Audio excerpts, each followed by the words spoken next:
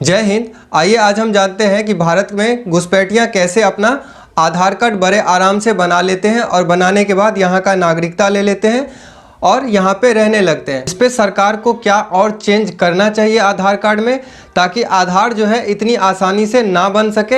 हालांकि इससे पहले मैंने 2 वीडियो आपको बना दिया है कि बिना प्रूफ का आधार कार्ड कैसे बनाते हैं। अगर आपने उस वीडियो को नहीं देखा है तो डिस्क्रिप्शन में लिंक डला हुआ है, वहाँ से जाके आप देख सकते हैं। देखने के बाद आपको आराम से बड़े आराम से जो है आप अपना आधार कार्ड बना सकते हैं विदाउट प्रूफ। अगर आपके पास प्रूफ नहीं है, आपके बच्चे का आधार कार्ड नहीं बन रहा है या आपका आधार कार्ड नहीं बन रहा है, तो वो बड़े आराम से आप बना सकते हैं। कि आधार कार्ड जो है आपका नागरिकता नहीं है, यानी ये नागरिकता का प्रमाण नहीं है, ये सिर्फ पहचान का प्रमाण है। और पहचान जब भी आपका बनेगा, नागरिकता ऑटोमेटिकली आपका बन जाएगा।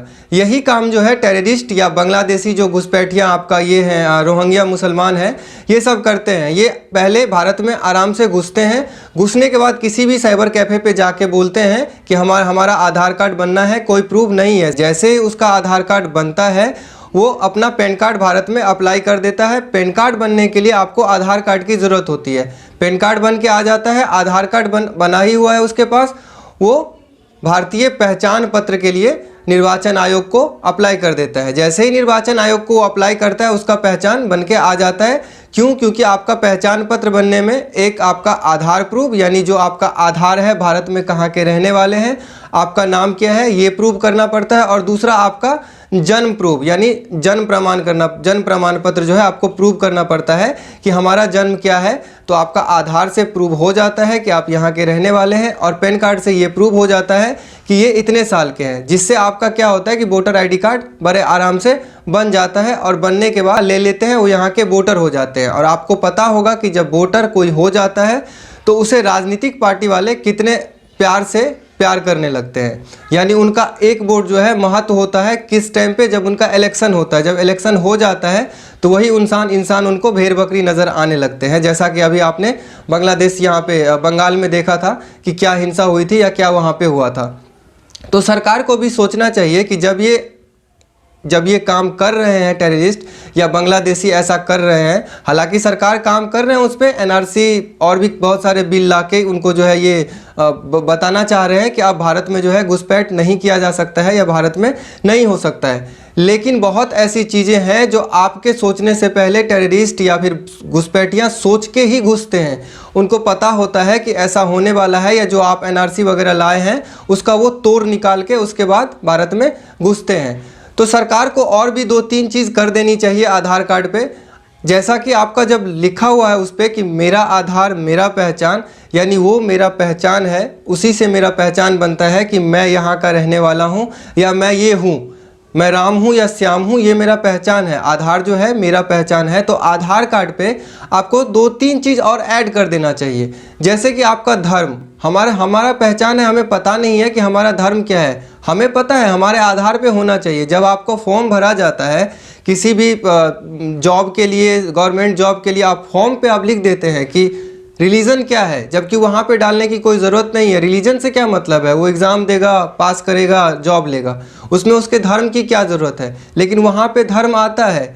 हमारा आधार हमारा पहचान है, इसमें हमें नहीं पता है कि हमारा धर्म क्या है। अगर धर्म उस पर ऐड कर दिया जाए कि ये हिंदू हैं, मुसलमान हैं, सिख हैं या ईसाई हैं, इससे बहुत काम ऐसा है गलत जो नहीं होगा। जैसे कि आपका लव जिहाद जो है रुक सकता है बहुत हद तक, क्योंकि उस पर आधार कार्ड पे मुसलमान लड़के जो हैं हिंदू लड़कियों को के साथ लव जिहाद कर लेते हैं, हिंदू लड़के मुसलमान लड़के के साथ लव जिहाद कर लेते हैं। कहीं ना कहीं लड़कियों को या लड़कों को ये पता चल जाएगा कि इसका असली में धर्म क्या है, क्योंकि फिंगर लगाने से बहुत जगह पता चल जाता है कि ये असली में क्या है। अगर वो आधार कार्ड पे कहीं से चेंज करवा के वो बन भी जाता है मुसलमान हिंदू या हिंदू मुसलमान, तो आपका वहाँ से फिंगर विंगर लगाने के बाद कहीं ना कहीं पता चल जाएगा कि इसका ओरिजिनल में धर्म क्या है। ये जब बैंक वाले कर सकते हैं एक लोन देने के लिए, यानी आपको लायबिलिटी देने के लिए इतना कुछ कर सकते हैं, तो आधार जो हमारा पहचान है, इसके लिए सरकार क्यों नहीं पर्सनल ही वेरिफिकेशन करवाया जाए। यानी जब किसी का आधार कार्ड बनता है तो उसका आधार बन जाए एप्लीकेशन वो कर दे, लेकिन एक वेरिफिकेशन जो है वो करवा ले किसी से। उसके लिए टीम बनाया जाए और वो वेरिफिकेशन कर ले कि हाँ जो ये एड्रेस ये दिए हैं वो यहाँ पे हैं या नहीं है। क्योंकि आधार जब भी कहीं पे बनता है, मान लीजिए राम ने यहाँ पे बनाया आधार कहीं पे किसी एड्रेस पे, तो ये तो है नहीं कि राम अभी बनाया और तुरंत यहाँ से दुबई चला गया या यहाँ से यूपी से बिहार चला गया या बिहार से नेपाल चला गया। ऐसा तो होता नहीं है। जब तक उसका आधार नहीं बन जाता है, राम वहीं पे रहता है। तो क्यों ना आधार के द्वारा ये वेरीफाइड करवा दिया जाए कि क्या राम इस एड्रेस पे हैं। अगर राम इस एड्रेस पे हैं तो राम हिंदू हैं, मुसलमान हैं, सिख हैं या ईसाई हैं।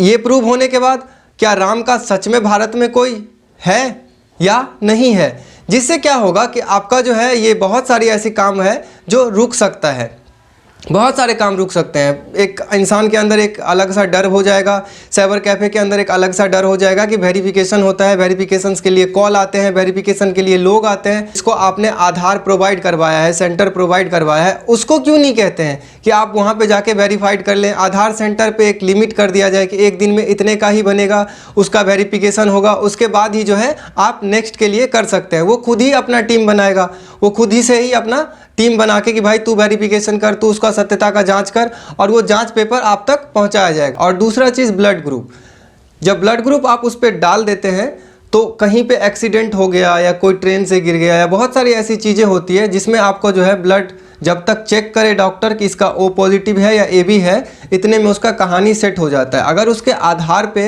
ये रहता है कि इसका ब्लड ग्रुप ये है तो बड़े आराम से हॉस्पिटलों में फिंगर लगा दिया जाए कि फिंगर लगा के भी वो टच कर सकता है, वो बता सकता है कि इसका क्या है, पूरी डिटेल आ सकता है कि इसका नाम क्या है, पता क्या है।